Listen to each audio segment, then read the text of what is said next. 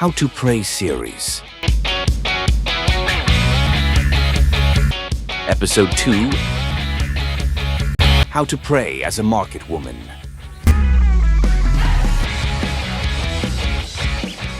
All right, friends, my name is Reverend Sumfianko, and this is the How to Pray series.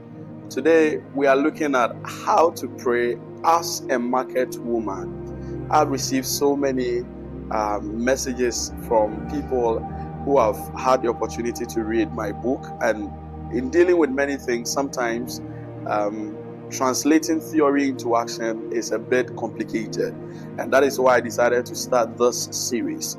And so maybe you're a market woman, maybe you have a shop in a market where there are so many similar shops like yours, where there are so many other containers, other shops like yours, people doing the same business as you do.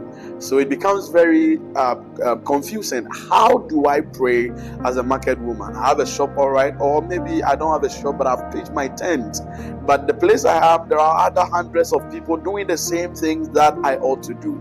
How do I pray to ensure that I have results? How do I pray to ensure that prayer becomes a tool for me? How do I pray to ensure that I don't run out of business?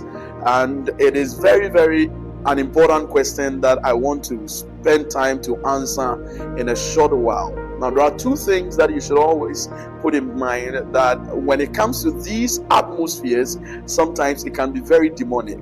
You are a believer and you have a shop, all right, but unknown to you, there are so many people involved in very diabolical things.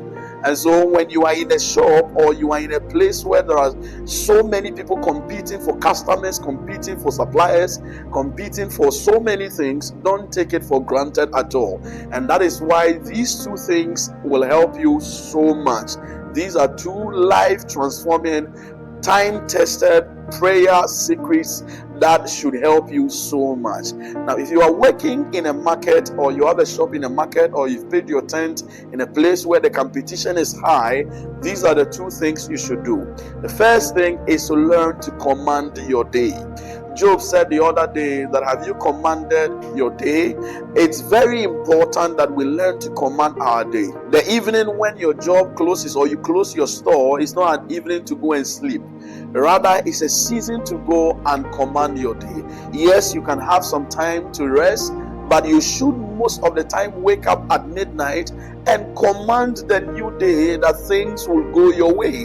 Learn to command your morning. Learn to command your season. Learn to make powerful declarations. Learn to speak into the atmosphere. Learn to speak the things that you would want to see in the course of the day.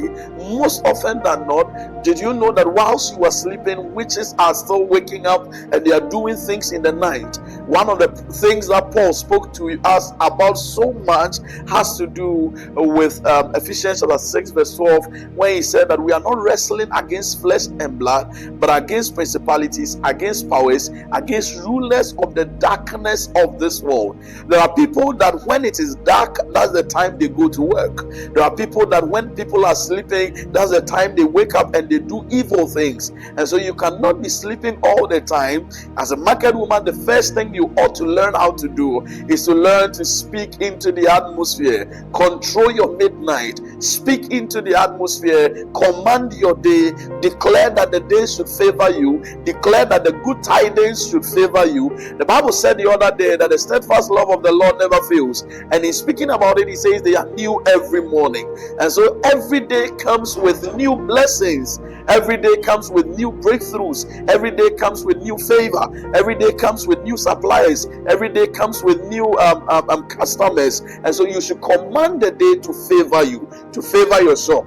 That's the first thing you ought to do. And then the second thing you ought to do is to learn to speak in tongues, even whilst you are in the market, or you are in your shop, or you are in wherever you are. Learn to find empty times and learn to pray during that empty times. The empty times when you are using the washroom should be a time you are praying. The empty times when you are alone, when no customer is coming, the empty time where you are beginning afresh and the customers are not queuing yet, the empty times where there are no traffic at your shop.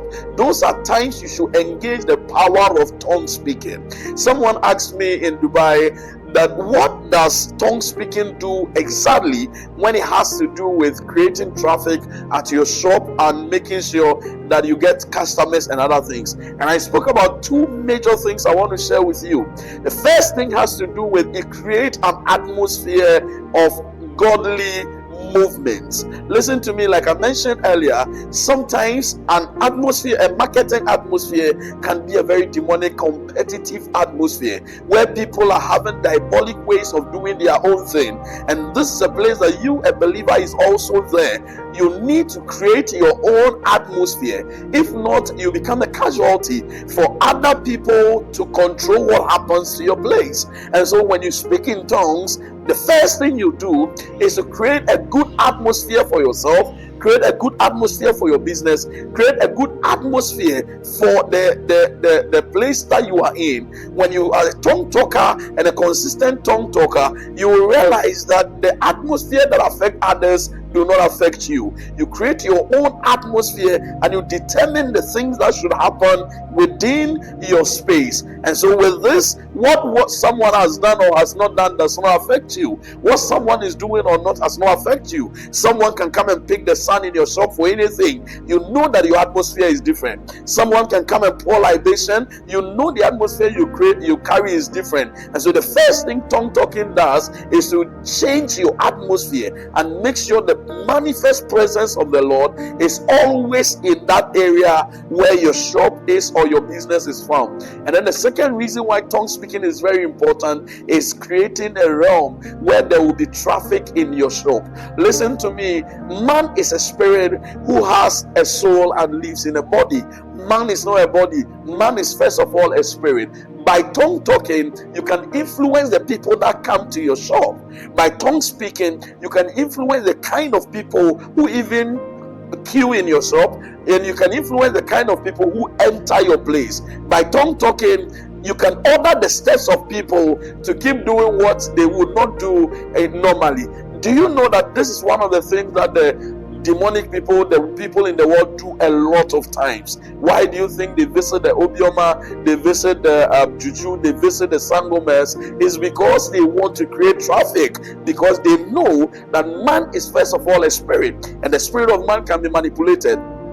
In the same vein, through tongue speaking, you can direct the kind of people you want them to come to your place, and you can direct the people that you don't want them to come to your place. This is the how of prayer, knowing how to pray concerning every issue that may come your way. If you want to get in touch with me, just send a WhatsApp message on +233 240 545700. The Lord bless you. How to Pray series with Reverend Som Fianco. Audio Jungle.